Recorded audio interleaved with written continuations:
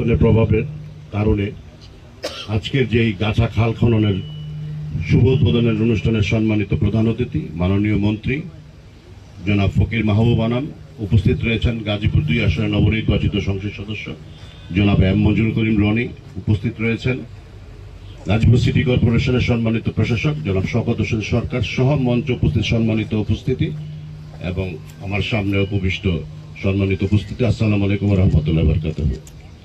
শহীদ রাষ্ট্রপতি জিয়া রহমান খাল খননের মাধ্যমে যে বিপ্লব শুরু করেছিলেন, আজকে দীর্ঘ ৪৫ বছর পরে বাংলাদেশের মাননীয় প্রধানমন্ত্রী বিএনপির চেয়ারম্যান জনাব তারেক রহমান সেই বিপ্লবটি শুরু করেছেন। এই জন্য আমি ধন্যবাদ জানাই আমাদের গাজীপুরবাসীর পক্ষ থেকে, সারা বাংলাদেশের পক্ষ থেকে তাকে ধন্যবাদ জানাই তিনি যে মহৎ উদ্যোগ নিয়েছেন।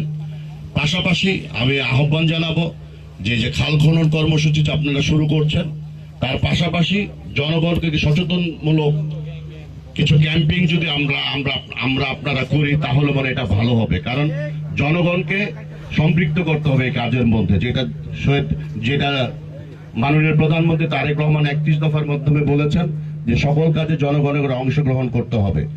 জনগণকে যদি সচেতন করা যায় তাহলে এই কর্মসূচি বাস্তবায়ন সম্ভব হবে। কারণ কর্মসূচি খাল খনন হলো, কিন্তু আমরা জনগণ যদি সেটা আবার পুনরায় ভরে ফেললাম তাহলে কিন্তু এটা সুফল বয়ে আনবে না। আমি এই জন্য আপনাদের আহ্বান জানাবো, সরকারের দৃষ্টি আকর্ষণ করে বলতে চাই যে জনগণকে সচেতন করার জন্য কিছু ক্যাম্পিং প্রয়োজন। এই কথা বলে আমি সকলকে ধন্যবাদ জানিয়ে আমি আর বক্তব্য শেষ করছি। ধন্যবাদ। আসসালামু আলাইকুম।